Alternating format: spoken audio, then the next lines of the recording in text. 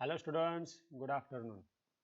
In last lecture we have seen Ali Baba have put their 4 thieves in the school.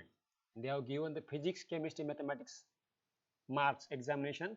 They have got the results. So here thief number 1 have got marks 10, 10, 10 in physics, chemistry, mathematics. Thief number 2 20, 20, 20.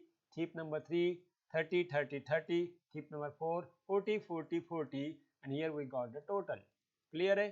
So in video number 1 we have written the program. So what is the formula here? Formula equal to total equal to physics plus chemistry plus mathematics.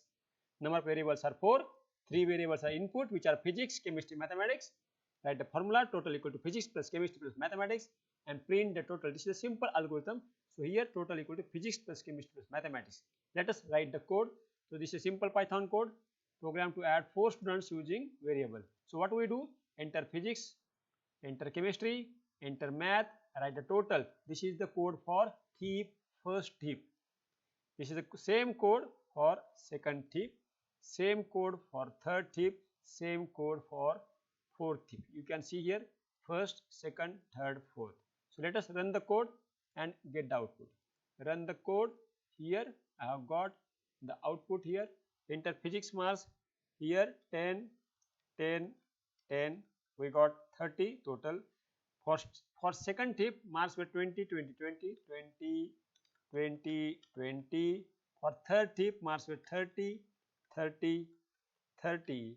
You can see here we are getting the total immediately. 10 plus 10 plus 10 30, 20 plus 20 plus 20 60, 30 plus 30 plus 30 90. And here for thief number 4 physics 40, chemistry 40, math 40.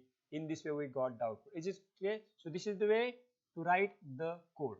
So again I repeat, here there are 4 thieves. Suppose there are 100 thieves. So what I will do? I will write the same code 100 times. So in this way, in this example, we will learn how to take input using Python, using input in bracket, the text to be displayed here.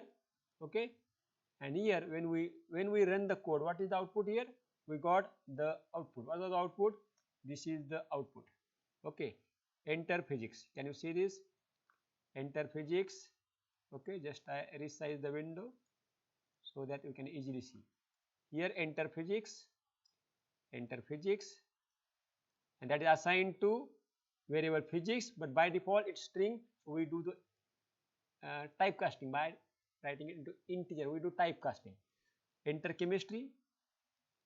Here enter chemistry, that is assigned to chemistry, but here at chemistry that input is initially the string. We convert string into integer by using this formula int. Okay, same for math. So in this way we write the code. Okay, in next lecture we will see how to write the same program using loop. Thank you.